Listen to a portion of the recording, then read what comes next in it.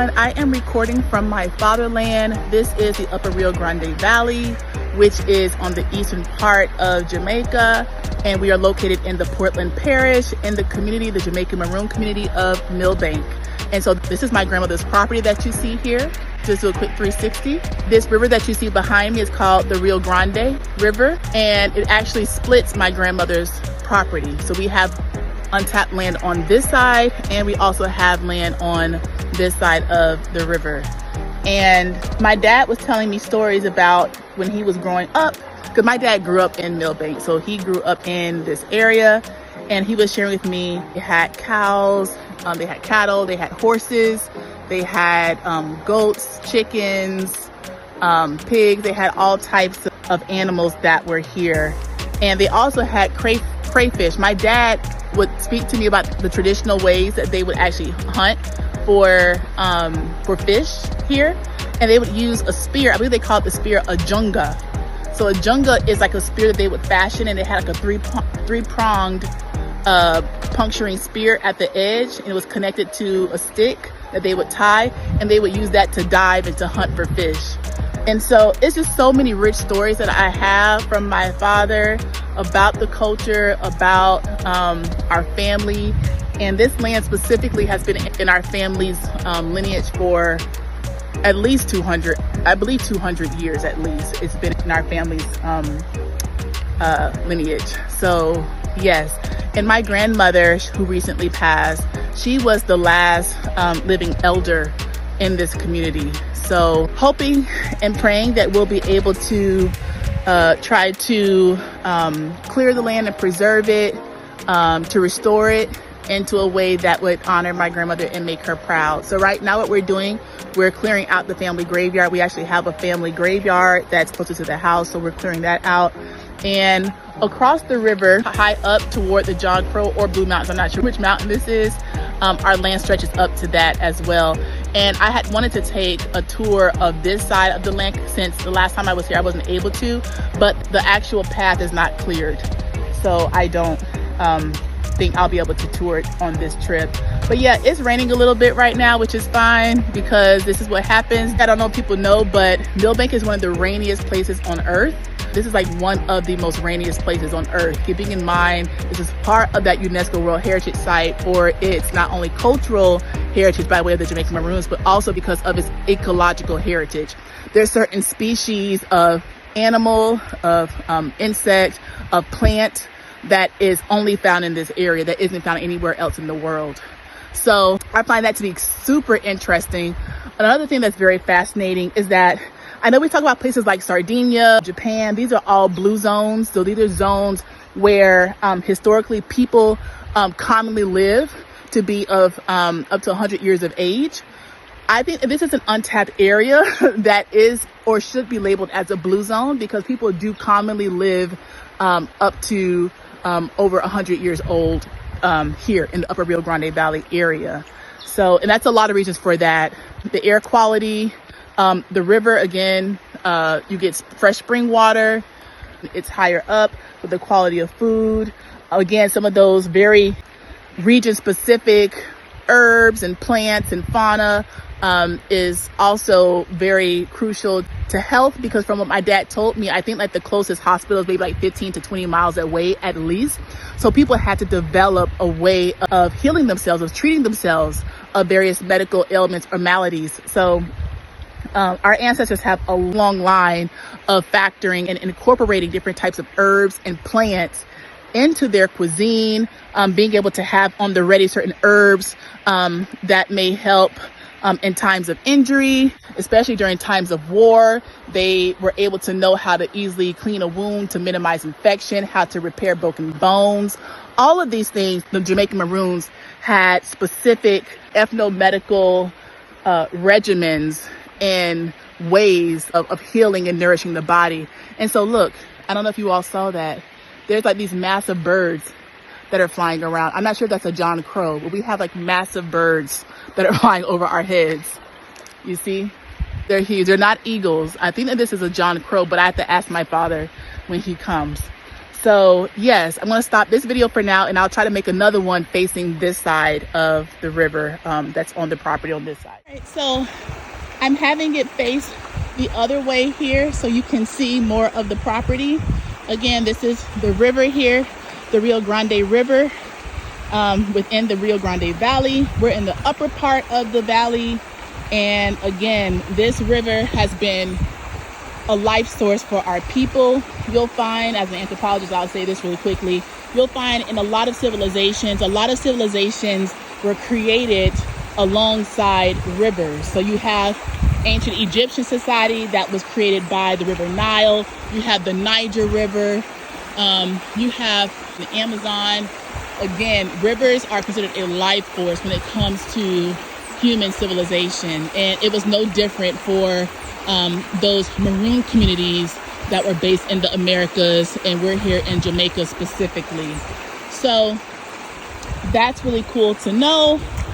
We have a lot of medical, like I said, herbs and knowledge. One day I hope to come back.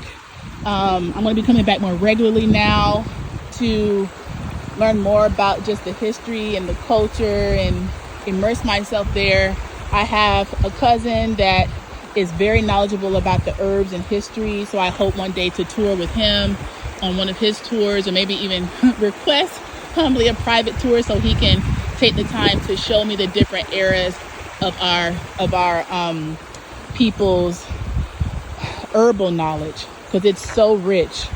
And as if I haven't already posted that, I have a video with one of our elders in our Osborne family. He actually created this dish, this amazing dish that was made from the carcoon bean.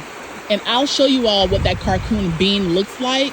This carcoon bean serves multiple purposes for Maroon people. It actually is worn as a necklace. People also have it within various places of the home, around the house. This is also used as a source of cuisine. So people will use this to actually eat. People can actually make food from the fleshy part of the inner part of the carcoon bean. Also, this carcoon bean is part of a huge vine.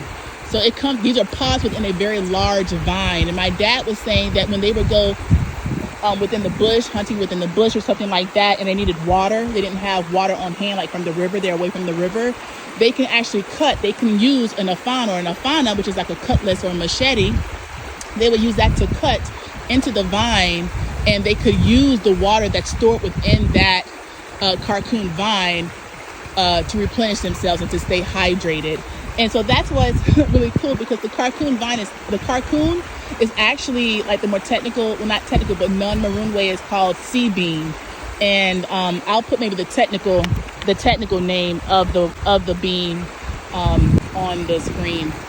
But yeah, so much rich history and culture. And I'm hoping and praying that more family, like second generation Maroons like myself, who was not born in the communities of the Rio Grande Valley, that we can come here and to learn more about the culture, learn more about our people, our family history and legacy. So yeah, I'm really hoping that our family can make that trek next year to the Nanny Day celebration. And keeping in mind, we're in Millbank, but there's, I think from what one of the elders said, there's like 10, maybe less or more, give or take, of Maroon communities that are comprising the Windward Maroons, right? The Millbank is just one of them, okay? And our primary community is Moore Town. And what one of the relatives in my Osborne family was telling me today when I was having breakfast, I had cornmeal porridge for breakfast. She was explaining how the Osbornes, this is for them specifically, had all lived in Moore Town. And then over time, they end up migrating to neighboring areas surrounding the community. And so Millbank is like technically 3 to 4 miles from Moore Town. It's really technically it could be walking distance if you want to walk that space, that time. But yeah, so definitely you'll see a lot of us are related. When I came to this Nanny Day celebration, I was surprised to find so many relatives that I never knew I had. And it really is, because it was an isolated area, a lot of people are interrelated. So you'll see a lot of these core families that comprise the Maroons are interconnected. So I'll stop here and just show you some views, because these views are absolutely amazing. Absolutely amazing. Like, I can honestly say this is like my grandmother's property, and I'm just, granted, I've been here before, but I didn't have the deep understanding about the significance of what it means to be a Maroon. And so now that I have it, I'm looking through it almost with like a new set of eyes and a deeper appreciation for my family, and for the fact that my family, my granny in particular, she fought so hard to keep this land within our family. And she even said within her legacy that this land is to be preserved, to pass down for future generations. And you will see that that is the Maroon way. Maroons would have a high reverence and respect for our history, for our ancestors, and we have a deep sense of responsibility and obligation to pass these things on to the future generation. So sometimes because of pressures from, economic pressure or socioeconomic pressure, this might become a little bit difficult to continue. But as we begin to learn from our elders who are still here, that are imparting on their wisdom, as those of us that were born outside the community prioritize learning about our tradition and coming back, then those things will hopefully continue on. So yeah, I just want to show y'all this right quick, y'all. I hope y'all love it as much as I love it. The camera doesn't do it any justice by any means, but yeah, this is a little quick highlight.